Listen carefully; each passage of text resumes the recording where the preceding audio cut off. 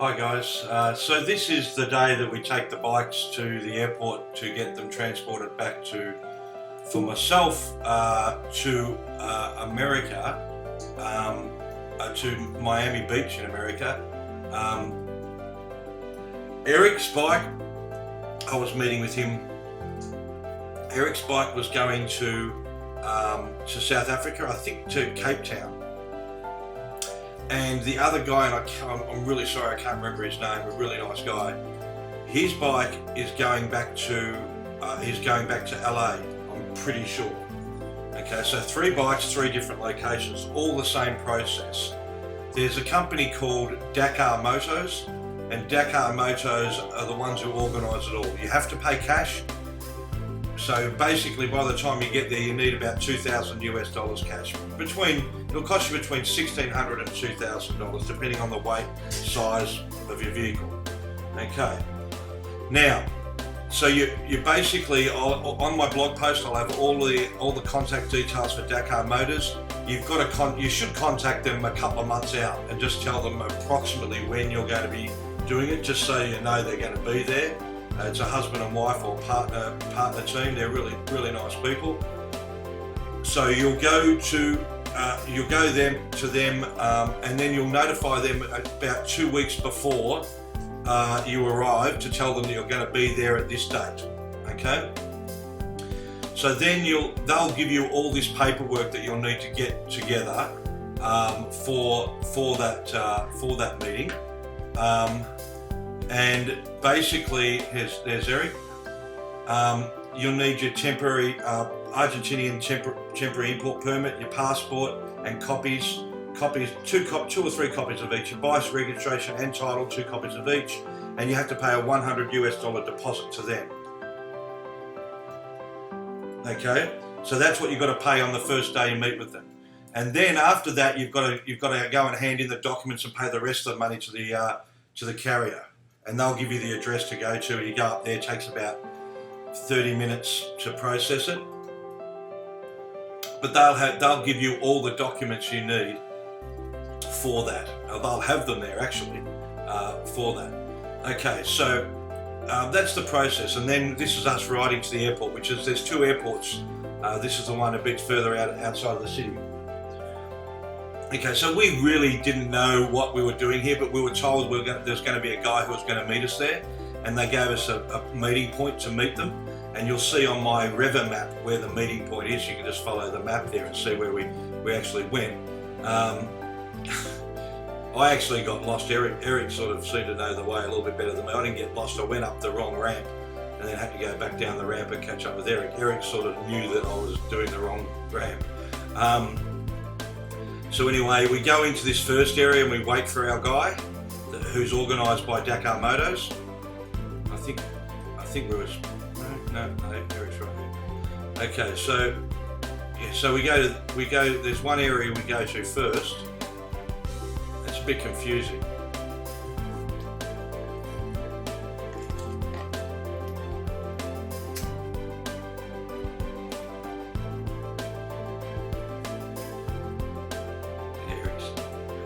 I think, and so we meet with this guy here at this spot.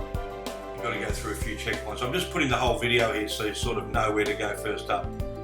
Okay, so you'll go through here and they'll have a quick chat with you and just wave you through. And you can see straight ahead, pretty much straight ahead is where we've got to meet this guy. And then from there we go to the cargo area. So we've got all our documents with us. Too sure where this van was going to start crossing across. We got all our documents with us, so we waited here for the guy to come. Now this process is going to take 3 to 4 hours of your day, and you're not bored or anything. And there's a little snack bar nearby if you need a drink because it was bloody hot, sweating like pigs. So basically, we dropped our bikes there and we waited for our guy, and then we basically moved on from there. Now, once our guy turned up, we were then off, and basically we were supposed to follow him, but he was sort of walking.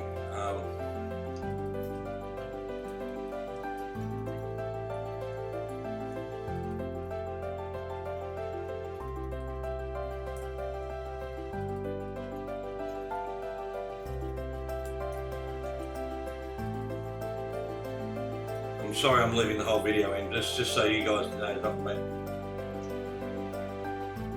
make the same mistakes we made.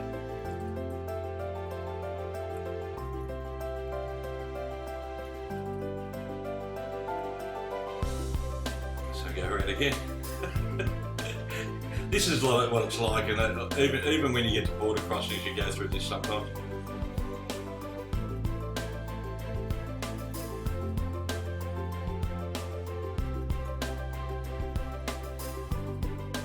And so from here, what we do is you go around. You've got to go through a couple of checkpoints, and then once you're through the checkpoints, what you do is you'll weigh your bike first up. And then what they do is they actually go and they take your bike and they pick it up and go and scan it, put it in the scanner to make sure there's no illicit goods and your fuel's at the right levels.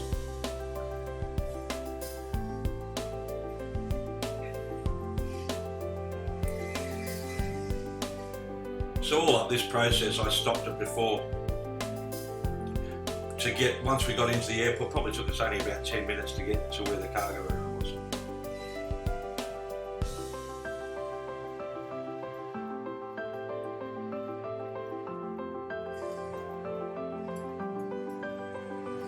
So now there's a little stop up ahead here, and on the left hand side you'll stop and they'll ask for some papers. I'm telling Garrett to just go to the guys just up on the left.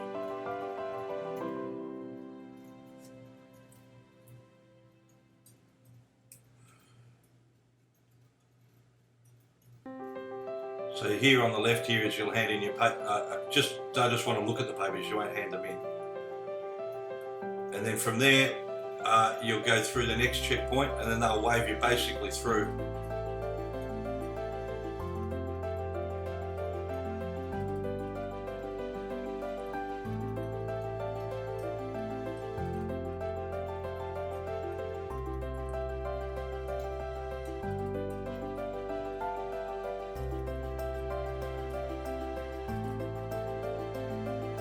You end up with a whole heap of documents, but up until here you only have to show, there's just one document you show that to get you through.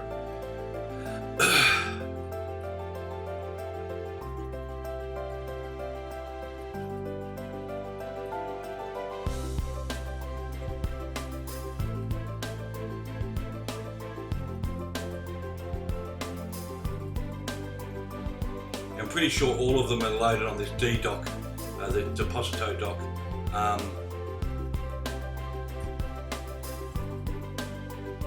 And the first thing we do is we weigh the bike, and then you've got to once your bike's been weighed, you go and then you've got to ride it onto a crate. It's a pretty thin crate. It's probably about a little bit more than the width of my bike with the mirrors.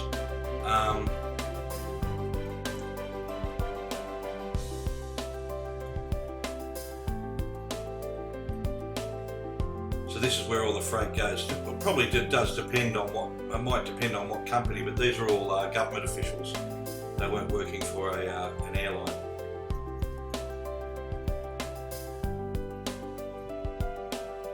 You go into a little bit of a caged area.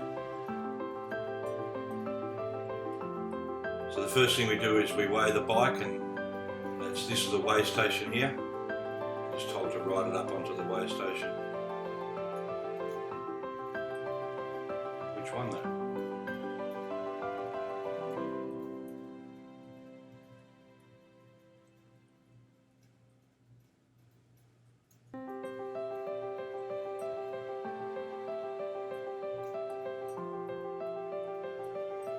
And that's it. They just weigh your bike. Mine was about 290 kilos, and that's me finishing up. And now Eric's going to weigh his bike. He walked it in there, which wasn't a smart move.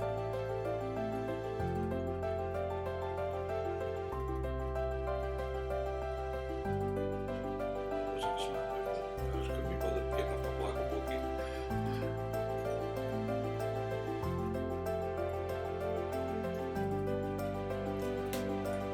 Give them some documents.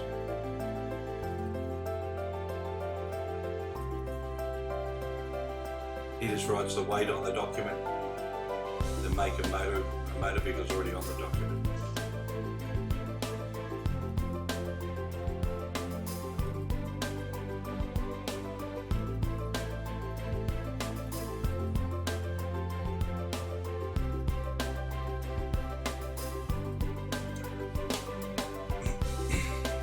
he had a lot of gear on his bike too. Like, I mean, he was going a lot longer,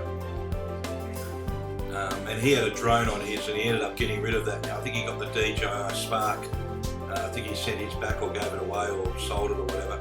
Because you know the big DJIs are just, you shouldn't take them with you. It's just too much luggage. Always got to be wary of it. You know, people stealing it off your bike, stuff like that. You know, when you stop off, when you're stopping anywhere, you really want to be able to just take have your backpack on and your tank bag and take them with you wherever you go. And that's it. There's only a couple of times when there was like a lot of security guys at the border, you were fine, you know.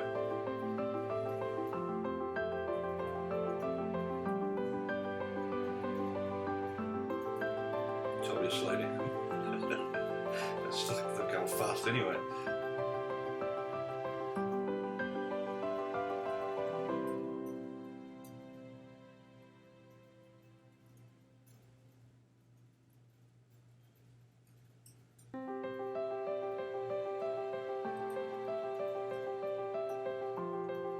So yeah, then you load your bike on there. Then you've got to basically take your side case and your top case off.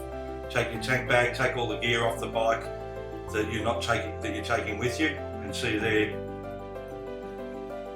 there's the bike.